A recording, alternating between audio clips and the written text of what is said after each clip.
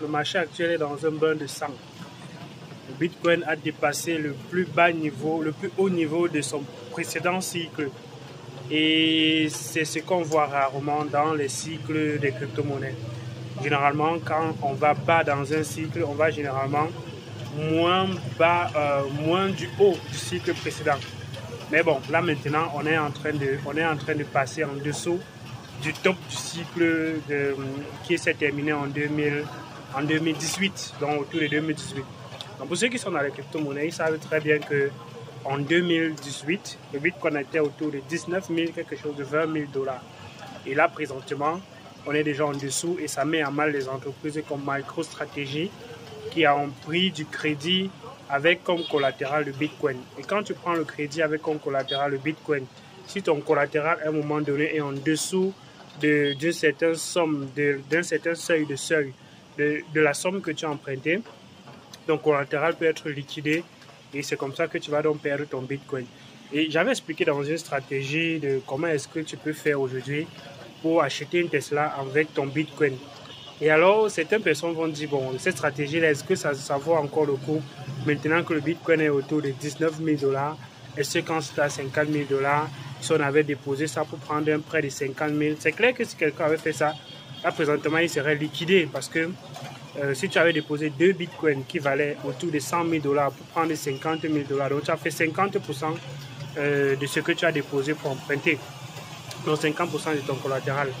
Et si tu avais fait ça et que tu avais laissé donc tes 2 bitcoins maintenant en espérant que le bitcoin remonte encore et que ça atteigne les 100 000 $ pour que tu vendes un bitcoin pour rembourser ton crédit et rester encore avec ton 1 bitcoin, mais bon, là, présentement, tu serais totalement en perte parce que tes 2 bitcoins seront déjà perdus. Tu aurais perdu tes 2 bitcoins.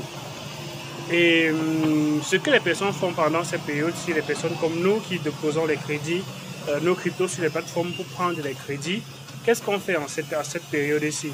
On va essayer d'augmenter le collatéral. Parce que si tu n'augmentes pas ton collatéral, alors tout ce que tu as déposé sur la plateforme va être bradé en fait. Parce que c'est exactement ça qu'on dit liquider. Quand on dit liquider, c'est tout simplement brader tes crypto-monnaies au prix du marché actuel juste pour rembourser ton crédit.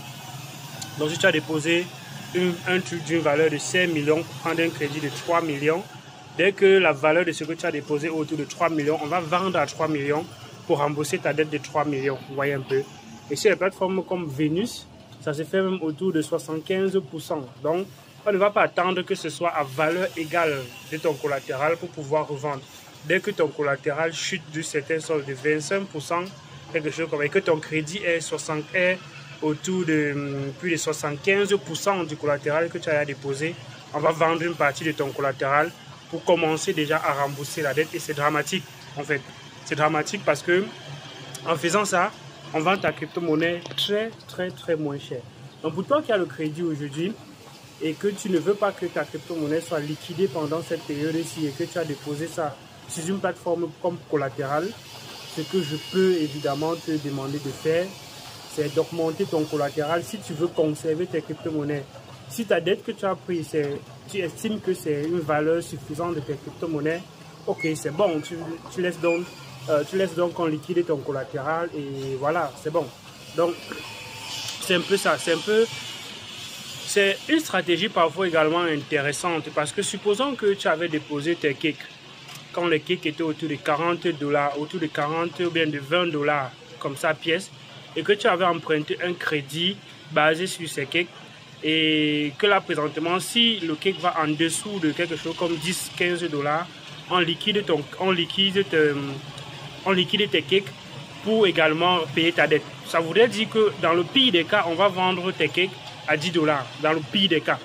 Donc ça peut également être une stratégie intéressante pour certaines personnes. Donc il n'y a pas que le mauvais côté, il y a également le bon côté de cela. Pour les personnes qui avaient déposé leur collatéral et qui avaient pris de crédit là-dessus, ces personnes-là ont peut-être encore vendu leur crypto-monnaie un peu plus cher que le prix actuel du marché parce que leur collatéral a déjà peut-être été liquidé. Bon, ça c'est si tu as emprunté les stablecoins. Mais si tu as déposé ton collatéral pour prendre encore une autre crypto-monnaie qui a perdu beaucoup de valeur, malheureusement tu seras très touché par ce qui est en train de se passer. Mais par contre, si tu as déposé ton collatéral pour prendre plutôt un stablecoin, ça peut également être avantageux. Donc, on va parler de plus de stratégies. Il y en a tellement, il y a bien d'autres stratégies. Et on va se retrouver du côté du Burkina Faso le 6 août et du côté le 6 août et du côté d'Abidjan le 7 août. Donc, je serai au Burkina et le lendemain, je suis du côté d'Abidjan. Mais avant ça, le 9 du côté de Aqua, du côté de Somatel ici, à Douala, on sera donc là pour parler encore de stratégie. Donc, les liens pour réserver ça, je vais faire l'effort de mettre en description de cette vidéo Flash parce que, bon, c'est un peu difficile de publier à partir du téléphone. Mais bon, je vais mettre le lien en description de cette vidéo. Tu peux regarder le lien en description de la vidéo précédente aussi. Like la vidéo, abonne-toi et il y a d'autres vidéos. Ciao!